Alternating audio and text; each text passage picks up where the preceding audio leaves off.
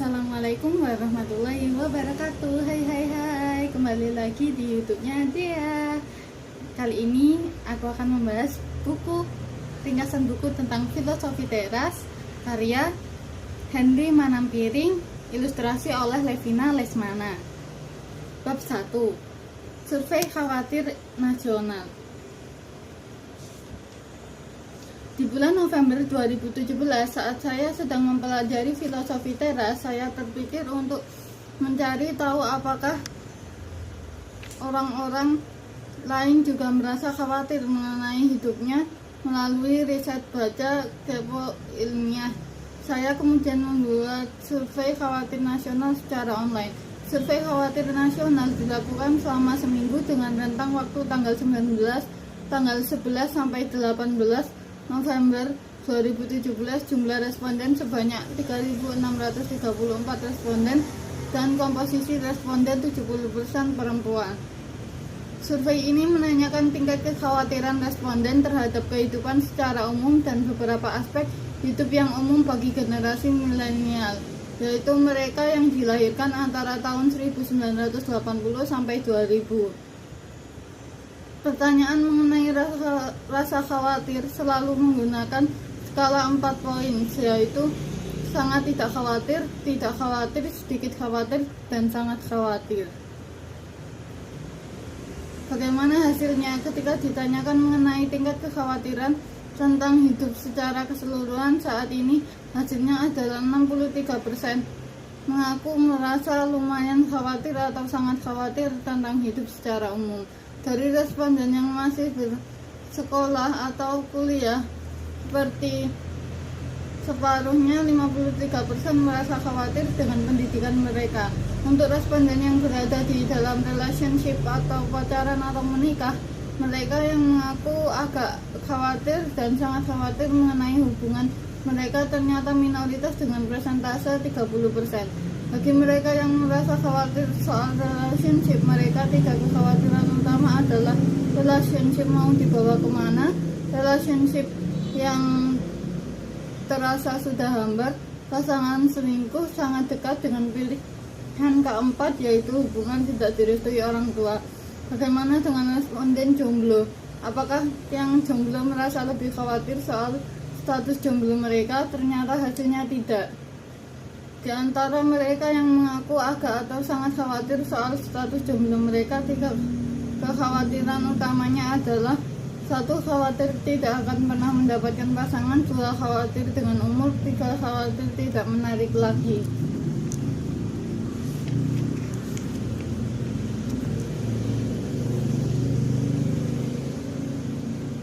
Karena penasaran dan kepo, saya menanyakan kepada para jomblo yang tidak khawatir soal relationship mengenai apa alasan mereka tidak khawatir. Bagi mereka yang memiliki pekerjaan atau bisnis, kekhawatiran akan pekerjaan atau bisnis dialami oleh sekitar sepertiga responden, 33%. Mengenai aspek keuangan, sekitar separuh responden, 53%, mengaku khawatir atau stres soal kondisi keuangan mereka. Kekhawatiran sebagai orang tua. Menjadi orang tua umumnya adalah fase hidup yang dinanti-nantikan oleh banyak orang. Tetapi siapa sangka menjadi orang tua juga bisa jadi sumber kekhawatiran loh. Sosial politik, surprise atau enggak ya? Kondisi sosial politik ternyata menjadi sumber kekhawatiran terbesar dengan 76%, atau 3 dari 4 responden merasa agak atau sangat khawatir mengenai ini. The cost of worrying. Berdasarkan survei khawatir nasional, ada lebih banyak orang yang merasa khawatir di dalam hidup ini.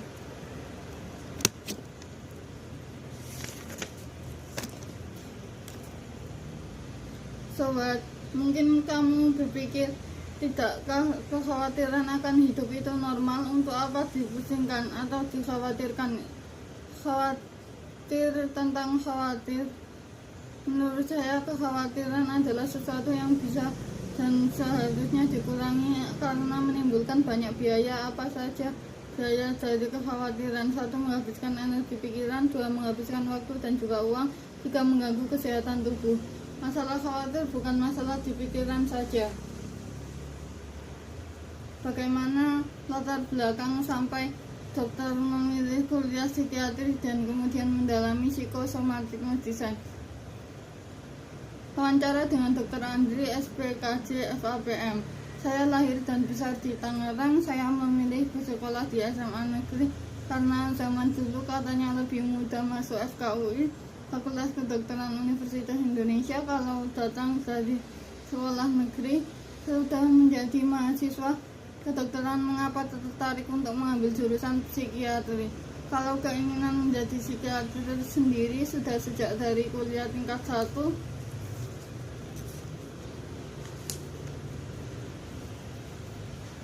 Kemudian dulu kan ada masa kuliah ilmu budaya dasar. Kebetulan di kampus saya mata kuliah tersebut dibawakan oleh seorang psikiater. Dalam perjalanannya sesudah lulus kedokteran, saya langsung mengambil spesialisasi psikiatri. Kenapa psikiatri? Karena menarik, bisa mempelajari perilaku manusia, dan sebagai dokter kita tahu bahwa sumbernya di otak.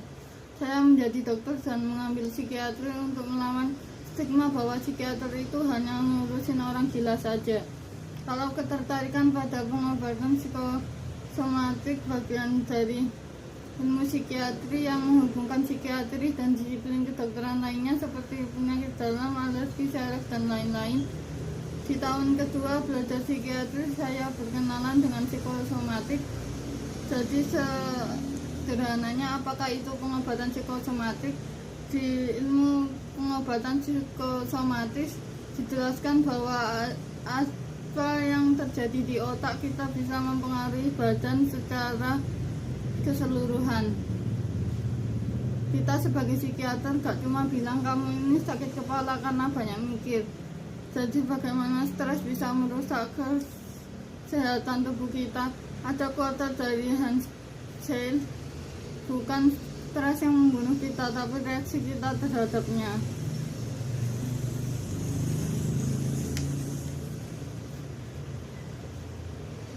Adakah perbedaan antara takut, stres, khawatir, atau cemas, dan depresi? Kalau takut kita tahu sumbernya, misalnya takut setan atau takut ujian. Gangguan cemas itu tidak muncul tiba-tiba seperti di survei. Khawatir itu apakah gangguan tubuh karena pikiran hanya terjadi saat sudah parah saja, atau bahkan cemas sehari-hari saja sudah bisa bermanifestasi fisik. Cemas sehari-hari pun sudah bisa mempengaruhi fisik. Contohnya saat mau presentasi kita bolak-balik ke kamar mandi. Asma bronkial misalnya, asma yang dipicu stres. Ketika orang stres tentang reaksi alergi imunologi, maka timbullah asmanya.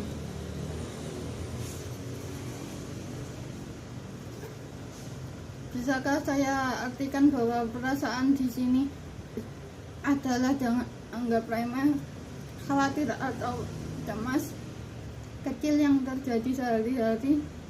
Secara umum kita memiliki kemampuan adaptasi. Mengapa saya katakan persepsi itu penting? Contoh, liburan itu lebih melelahkan dibandingkan praktek atau kerja jalan ke sana ke sini. Tapi rasanya senang karena kita berkumpul bersama keluarga. Apakah artinya manajemen cemas sehari-hari sama dengan manajemen persepsi? Benar. Misalnya terjebak di tengah macet, wah sialan gue gak bisa jalan, itu persepsi negatifnya. Benarkah bahasa saat ini lebih banyak orang muda yang berkonsultasi pada psikiater? Yang saya amati memang seperti itu. Belakangan makin banyak yang datang karena isu relationship. Menariknya, kalau saya ngobrol dengan pasien yang sudah berumah tangga selama 5 tahun ke atas, banyak yang bilang saya sudah mengerti suami saya kayak apa. Sekarang kita bicara konteks lebih besar. Tahun pilkada dan pilpres akan memanas. Ada efeknya pada tingkat kecemasan individu.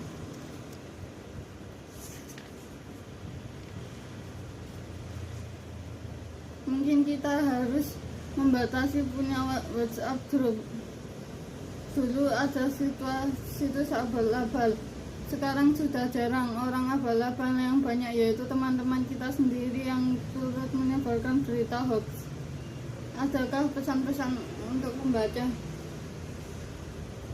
Coba kenali sumber stresnya. Kalau kita merasa sedang berada dalam sebuah keadaan, kenali kenapa.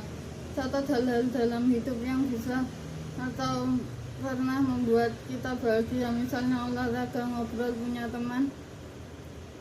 Kedua, sebuah filosofi yang realistis.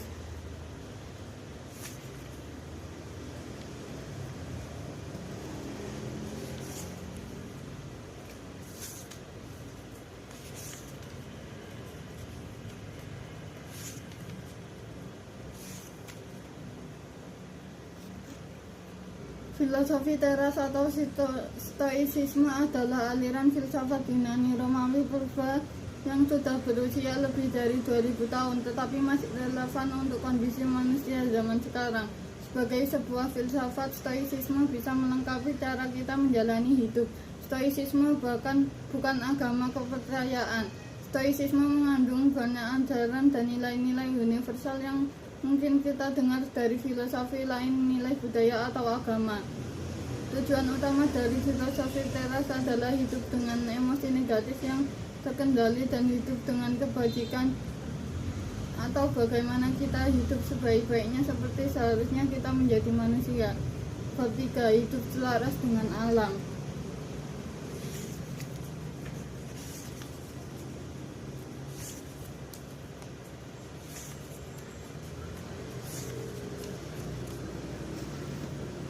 Manusia harus hidup selaras dengan alam jika ingin hidup yang baik. Keluar dari keselarasan dengan alam adalah pangkal ketidakbahagiaan. Hidup selaras dengan alam artinya kita harus sebaik-baiknya menggunakan nalar, akal sehat, rasio, karena itulah yang membedakan manusia dan binatang.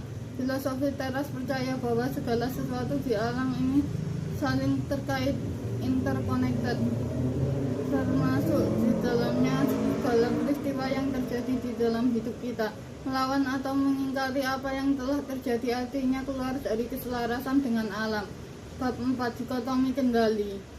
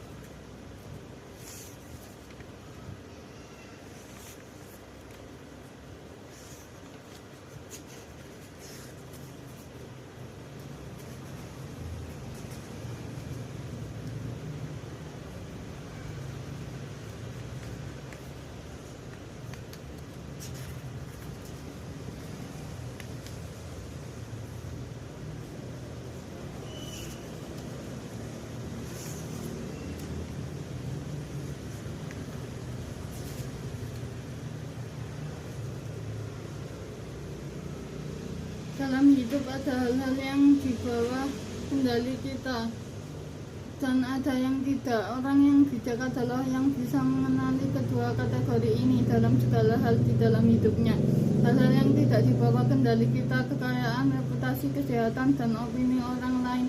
Hal-hal yang di bawah kendali kita, pikiran, opini, persepsi, dan tindakan kita sendiri. Walaupun kekayaan, kesehatan, kecantikan, ketenaran bisa diusahakan, tetapi tidak bisa dijamin, tidak bisa diambil dari hidup kita. Karenanya mereka termasuk di dalam hal-hal di luar kendali. Baik tidaknya hidup kita hanya bisa dinilai dari hal-hal di bawah kendali kita. Mengerti dikotomi kendali tidak sama dengan pasrah pada nasib. Trikotomi kendali dari William Irvin memperkenalkan kategori ketiga, sebagian di bawah kendali kita, misalnya studi, karir, dan bisnis. Tugas kita adalah memfokuskan pada internal goal yang masih di bawah kendali kita dan selalu siap menerima hasil atau outcome yang di luar kendali kita. Waspada tirani opini orang lain akan hidup kita. Segala hal di luar kendali kita adalah indiferen, tidak berpengaruh terhadap baik tidaknya hidup kita. Sebagian dari indiferen ini lebih diinginkan, preference, sebagian lain tidak diinginkan, unpreferred. belajar tidak mengingini baik hal-hal di luar kendali kita. Kelima, mengendalikan interpretasi dan persepsi.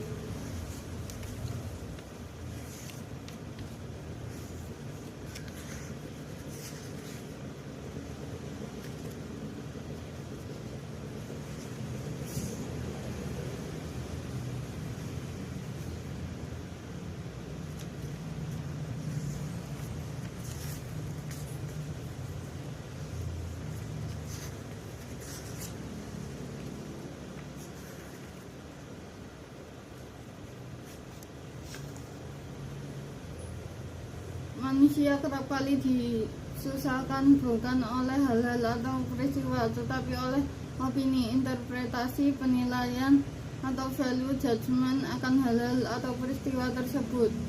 Filosofi teras tidak memisahkan antara emosi dan nalar atau rasio. Emosi negatif dianggap sebagai akibat dari nalar atau rasio yang keliru. Saat kita mengalami peristiwa hidup, seringkali ada penilaian otomatis yang muncul, dan jika tidak rasional maka penilaian otomatis ini memicu emosi negatif. Kita memiliki kemampuan untuk tidak menuruti penilaian atau value judgment otomatis tersebut. Kita mampu untuk menganalisis sebuah peristiwa atau objek dengan rasional, khususnya untuk memisahkan antara fakta objektif dari penilaian atau opini subjektif kita. Langkah-langkah yang bisa dilakukan dengan akronim STAR, Stop Thinking, Start Think, and Assess Respon, dapat dipraktikkan saat kita mulai merasakan emosi negatif.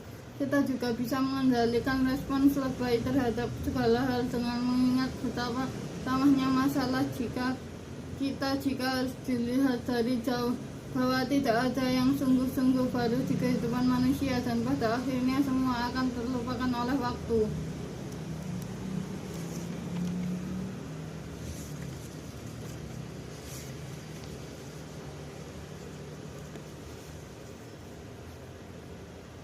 Penyebab kekhawatiran seringkali adalah karena adanya pendapat opini yang irasional. Contoh, dunia harus adil. Terapi metode kognitif behavior berusaha mengatasi emosi negatif dengan mengubah pola pikir dan perilaku. Pola pikir yang keliru dihadapkan dengan bukti-bukti nyata yang tidak mendukung pola pikir tersebut. Belajar menerima hal-hal yang tidak ada di bawah kendali kita bisa membuat kita mengatasi stres. Bab 6, memperkuat mental.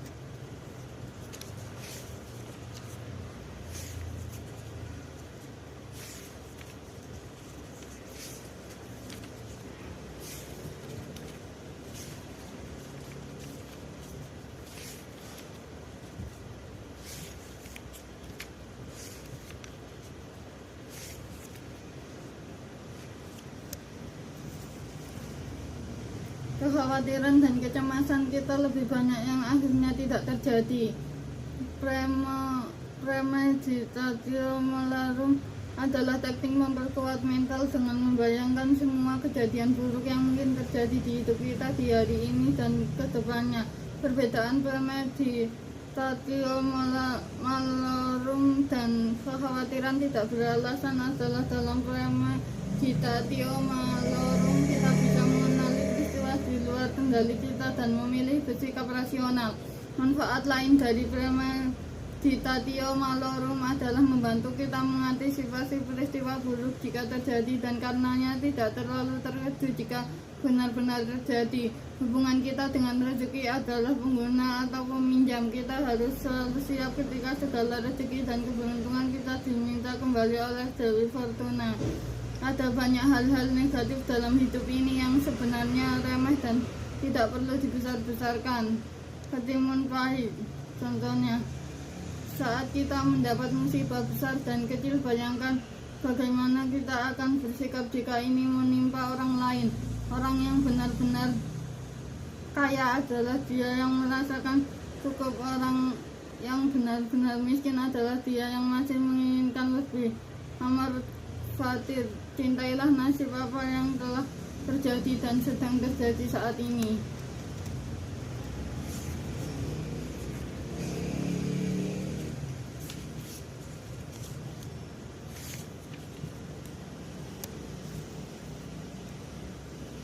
santai saja, jangan memusingkan hal-hal yang tidak perlu. Jangan biarkan media sosial dan penghuninya mengambil terlalu banyak perhatian kita. Stoicisme sangat relevan bagi entrepreneur atau pengusaha dalam menyikapi kegagalan dan penolakan. Jangan biarkan politik dan ilusi perbedaan memecah belah kita. Terima kasih, itu saja